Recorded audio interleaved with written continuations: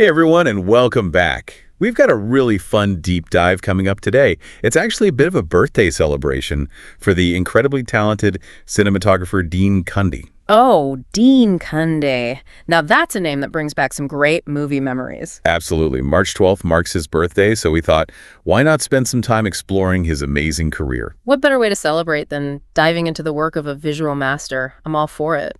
Especially because his films, many of which you've probably been seen and loved, played such a huge part in shaping the look and feel of Universal Studios. Yeah, when you think about those iconic Universal movies, Cundey's fingerprints are all over them. His style is so distinct. It really is. You know, I was reading about his childhood, and get this, he grew up practically in the backyard of Hollywood. So he was immersed in that movie magic from a young age. Well, that explains a lot. I mean, can you imagine being a kid surrounded by all that movie-making energy? It must have been pretty inspiring. Totally. And apparently he was hooked on those classic Universal horror films. Yeah. Frankenstein, Dracula, all those great. Makes sense. Those films had such a strong visual style, so atmospheric. They probably had a big impact on his developing eye. You think that's where his love of playing with light and shadow comes from? Maybe. But what's really interesting is that Cundey's first love wasn't actually cinematography. Oh. What was it then? He was way into makeup and special effects, which actually led him to work on a bunch of Roger Corman films. Ah, the legendary Roger Corman. Those were like the ultimate film school boot camps, Yeah, right? totally. Yep. Low budget, fast-paced. You had to learn on your feet and be super resourceful. And I bet that experience really came in handy later in his career. Oh, absolutely. He learned how to solve problems creatively, think outside the box, and work with whatever he had. Invaluable skills for any filmmaker. Yeah, those Corman films were a breeding ground for some serious talent. And get this, through that work, he actually connected with special effects wizard Tim Barr. No way. Tim Barr. They even worked on the sequel to The Blob together. Talk about getting your hands dirty. That's some serious practical effects experience. It's like a direct line from those early makeup and effects gigs to his later success as a cinematographer. He wasn't just watching from the sidelines. He was in the thick of it, figuring out how to create those visuals. Right. And that gave him such a deep understanding of how light, shadow, and composition all work together. Like he was building up his arsenal of visual tools. Totally. And it all led to those incredible collaborations with John Carpenter. Oh man, we can't forget about those. Halloween, The Fog, Escape from New York. Talk about pushing the boundaries of horror and sci-fi. His use of shadow and suspense in those films is just masterful. You can practically feel the dread oozing off the screen. They became instant classics, and Cundey's visuals were a huge part of that. Absolutely. He really solidified his reputation as a top-tier visual storyteller. Oh yeah, no doubt about it. But then his career took this fascinating turn when he started working with Robert Zemeckis. And that's where the Universal connection really comes into play. Big time. I mean, think about Romancing the Stone. It's such a fun, adventurous film and visually stunning. It was their first time working together, and it was a hit, but it was their next project that really made history. Back to the Future, of course. Now, that's a visual feast if I've ever seen one. The way Cundey captures 1955, it's both nostalgic and so real. It's like you're actually transported back in time. What's really cool is that Cundey had a personal connection to that era. He was born in 1946, so 1955 would have been his childhood. Wow, I didn't know that. That definitely adds another layer to his work on the film. It's like he's tapping into his own memories to bring that world to life. And shooting on the Universal backlot must have been a huge advantage. Oh, yeah. They had all those amazing period sets right there. Talk about creative control. They could really build their own vision of 1955, and Cundey's eye for detail just shines through. You can tell how carefully he crafted every shot, using light and shadow to create the perfect mood. And speaking of iconic shots, what about that scene where Doc Brown sends his dog, Einstein, 1 minute into the future? Ah, that's pure movie magic. The DeLorean disappearing in a fiery blaze, it's just incredible. They really set the street on fire for that one, didn't they? They did. It was a mix of practical effects and then some really clever optical compositing, which was cutting edge back then. I can only imagine how tricky that was to pull off. It was a delicate dance between in-camera tricks and post-production magic. But Cundey made it look seamless. And those shots still hold up today. They don't feel dated at all. It's a testament to his skill and the close collaboration between him and the special effects team. They were all on the same page, speaking the same visual language. Exactly. And speaking of visual language, we can't forget about Robert Zemeckis. The guy is a master of visual storytelling. For sure. Just think about the opening shot of Back to the Future. That long gliding take through Doc Brown's house. Oh man, that's such a great example of Zemeckis' style. So much information packed into one shot and so visually engaging. It tells you everything you need to know about Doc Brown and sets the stage for the whole film. Pure brilliance. And Zemeckis was always finding creative ways to use the camera to tell the story. Like that awesome skateboard chase through the town square. Yes! They have this amazing tracking shot that follows Marty weaving through the crowd, and then it seamlessly shifts focus to Leah Thompson inside Lou's cafe. So smooth and dynamic, you can practically feel the energy of the scene. It's like the camera itself is a character in the story. And you know what's crazy? During filming, they actually had to replace Eric Stoltz, who was originally cast as Marty, with Michael J. Fox. Wait, seriously, I had no idea. Did they have to change the whole visual style then? Nope. Spielberg, who was an executive producer, loved the way the film looked so much that he told Cundey not to change a thing. Wow, high praise indeed. And it shows just how much trust and respect Cundey had already earned. His vision was so strong, so consistent. Absolutely. It's remarkable how he maintained that style even through such a major casting change. So we've covered Cundey's early fascination with film, his journey from makeup to cinematography, those amazing collaborations with Carpenter and Zemeckis, and the huge impact Back to the Future had on both his career and Universal Studios. What else is there to explore about this visual genius? Oh, there's still so much more. We haven't even touched on Who Framed Roger Rabbit. Oh man, how can we forget about Roger Rabbit? Now that's a whole other level of visual wizardry. We've got lots more to dive into, so stay tuned. Yeah, Who Framed Roger Rabbit is a total game changer. Oh yeah. I mean, blending animation and live action like that. It had never been done before on that scale. Right, and to do it so seamlessly.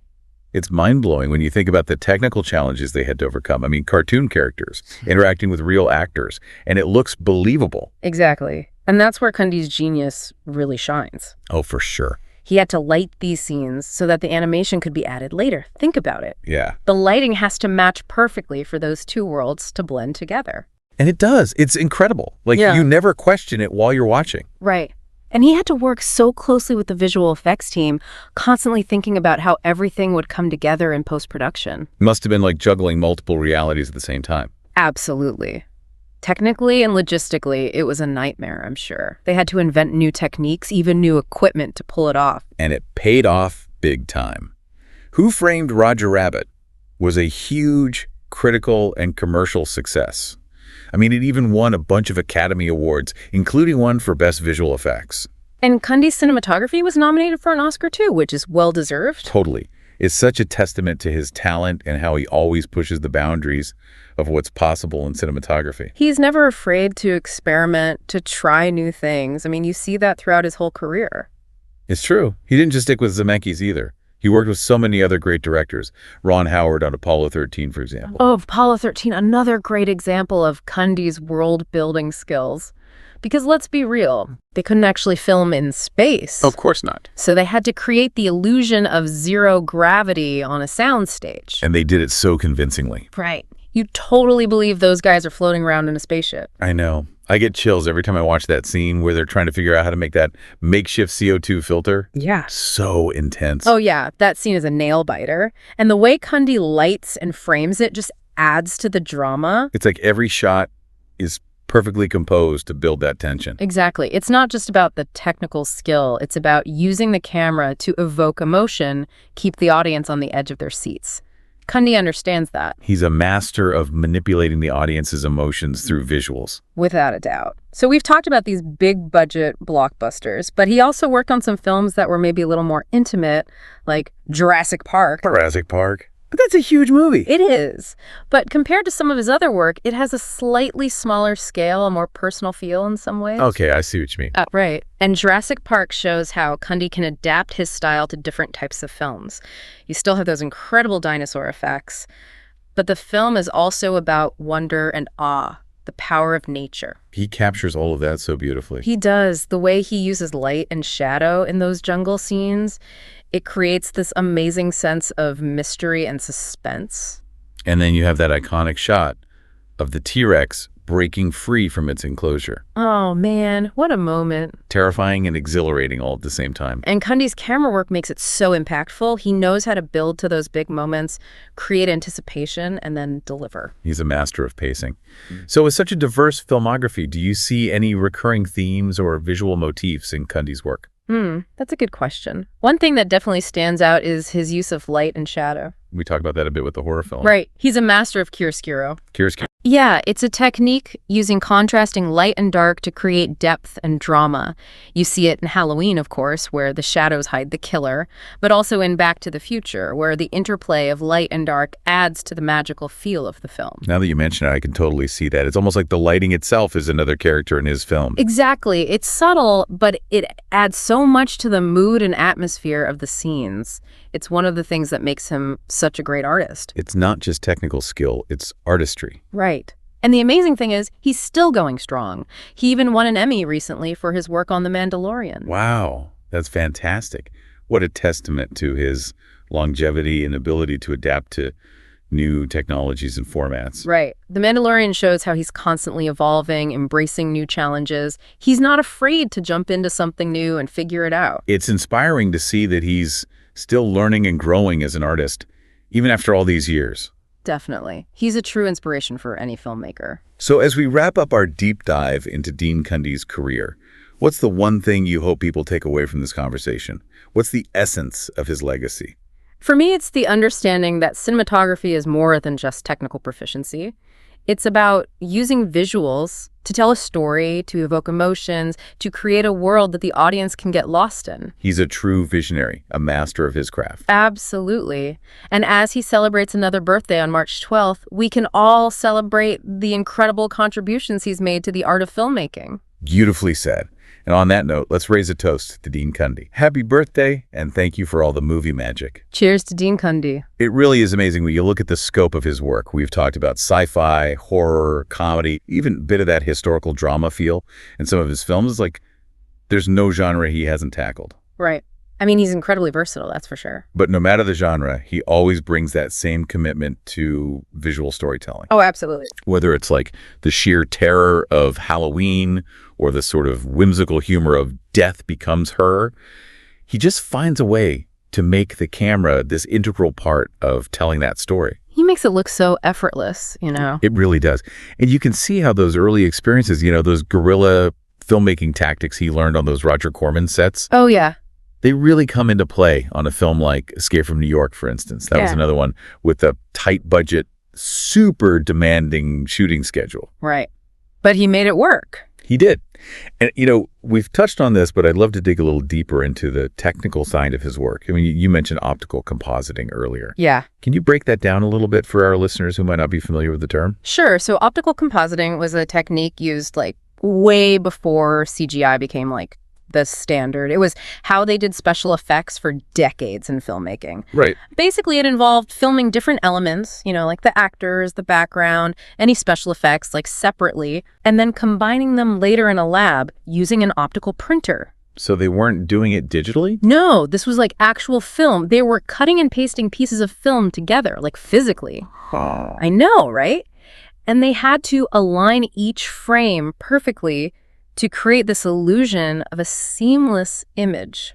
That sounds incredibly time-consuming. Oh, it was. It was a painstaking process, and it required a deep understanding of photography and filmmaking. You had to plan those shots very carefully, knowing they were going to be manipulated later. Exactly. And Cundey was a master of that process. He just knew how to make those separate elements come together to form the final image. He really did. It's another example of how he bridges this gap between technical skill and pure artistry. He wasn't just a technician. Yeah. He was a visionary who understood how to use those tools to tell a compelling story. Exactly. And that's why his work has stood the test of time. It's not just about flashy effects, Right. It's about using those effects to enhance the story, to draw the audience in emotionally. That's what makes him so great. So as we wrap up our Dean Cundey deep dive, what's the one thing you want our listeners to take away from this conversation? What's the essence of his legacy as a cinematographer?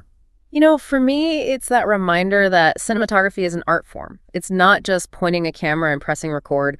It's about understanding light, shadow, composition.